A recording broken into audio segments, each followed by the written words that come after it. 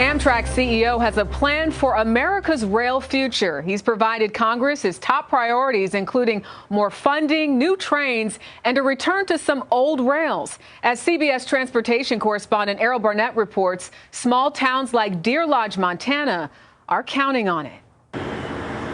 Much has changed in Deer Lodge, Montana since it lost its Amtrak service 40 years ago. We had so many railroad people living here and working here.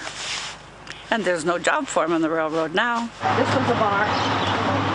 It's gone. Mayor Diana Soul watched over time as the population dropped from 5,000 to almost half that. This was just such a nice town, a great place to raise your kids. It became a ghost town when it emptied. Deer Lodge was on Amtrak's North Coast Hiawatha line, connecting Chicago to Seattle. It's just one of more than 100 places that have lost passenger service.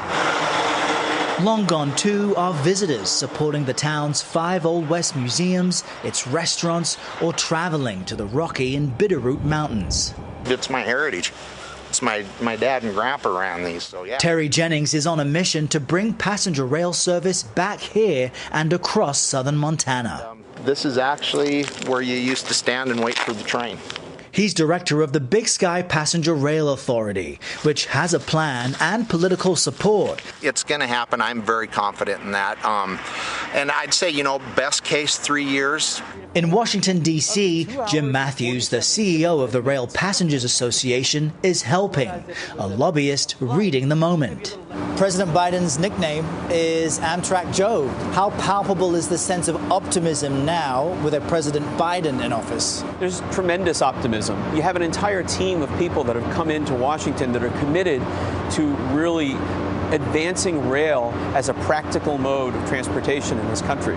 There are more than 30 proposed new or revived passenger routes between Mobile, Alabama and New Orleans, linking Pueblo, Colorado to Fort Collins through Denver, and Atlanta to Charlotte, to name a few. There are plenty of communities that are cut off from the rest of the country, and connecting them to the opportunities that exist.